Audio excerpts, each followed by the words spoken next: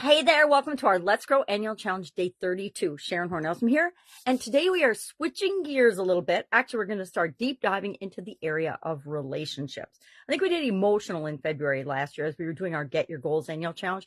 So every year I like to mix it up and keep things fresh. And so this year we're going to do relationships this month, this entire month of February, which has, I believe it's a leap year, 29 days this year. We are going to focus on different areas and aspects of growing.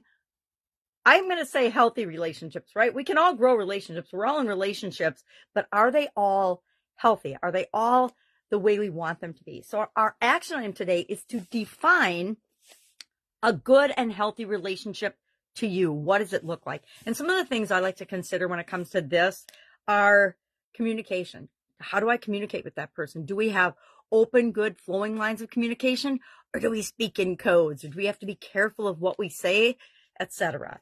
Another area to look at is trust and transparency. Do I and trust, and does that person trust me? And depending on the relationship, we need varying levels of trust. But if it's my intimate relationship, guess what? I need 100% trust in the person that I'm in a relationship with. And I give them no reason to ever distrust me. Transparency. Is there transparency in the relationship, or is there secrecy? Does somebody have two phones? I'm going to tell you, if somebody has two phones, that is a huge red flag. Finally, or if they're super secretive about their texting and phones, it's really interesting. If you've been in a bad relationship, which I definitely have been, you gloss over and don't see a lot of what is really going on right in front of your face. I did that for a couple of decades and paid the price for that. Boundaries. How have you set, or do you have boundaries with this other person in this relationship? And are you comfortable with those boundaries? Consent is another one. Hey, I tell you something and I give you permission to tell someone else. But if I tell you something in confidence, I am not giving you permission to tell anyone. I'm just telling you to work through the situation, but I don't expect you to go out and tell everyone or anyone that. So consent can be that way. Consent can be in all different forms. But what does that mean to you? Finally, well, I got two more. One is emotional support. Does the person support you, or do they downplay your emotions? We all have I'm terrible about this. I like to be emotionally supportive, but I do it in a way that is not always the best, right? It's an area of improvement for me. You know, if one of my kids or my grandkids is upset, I hate that, right? You never want your kids to be in pain. You never want your kids to be hurting. And I don't mean to downplay it, but I'll tell them things like, relax, you know, this too shall pass. All the things that you don't want to hear when you're feeling bad. Sometimes you just want to feel bad and work yourself through it.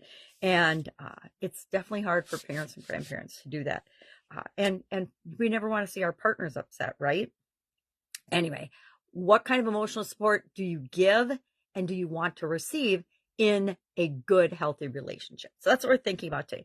And to me, I will say, and I learned this the hard way and through lots of years of experience, painful experiences, many of them, how does the relationship make you feel? You know, when you hear things like love hurts, love is pain, that is an absolute, total, and complete lie. If it feels bad, it's not right for you. It might be right for someone else, but it's not right for you.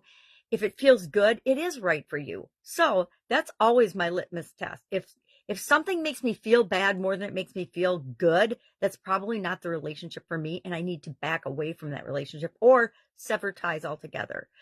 If it makes me feel good a lot more than it makes me feel bad, there's always going to be good and bad in every relationship, right? There's going to be things that hurt our feelings. There's going to be things that make us feel awesome.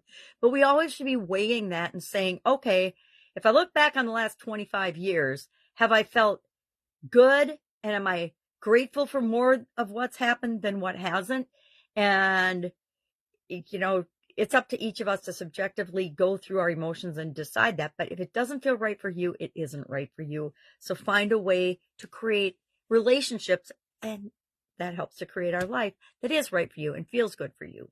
So our action item today again is your definition of a good, healthy relationship. What elements are involved?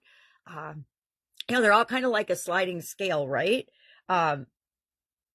As far as communication goes, some relationships, it doesn't matter if we have big open lines of communication. If it's just an acquaintance and we see each other every few months, it's fine to just be pleasant and have, minimal chit chat. You don't have to talk about the big life subjects. But if it's, your best friend of 50 years, then you would expect a different type and different level of communication. So that's what I'm getting at with this.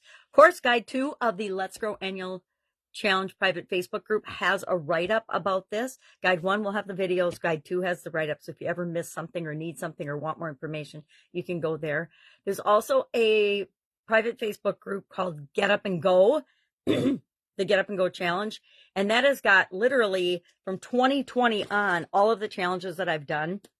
So in 2020 and 2021, during the pandemic, every other month I did a 30+ day challenge on something to keep us moving forward in the crazy times that were the pandemic. And then the last 3 years, I've done an annual challenge. And so all of those are in there. And I decided it was time to, that group is huge. I think we're up to 17 guides. I'm like, all right, it's time to start a new group for this year's challenge. So we did. All right. Any questions, hit me up. Otherwise, define good relationships, healthy relationships for you. And I will be with you tomorrow for another topic to help us dive deep into growing our relationships. Have a great day. I'll be with you tomorrow.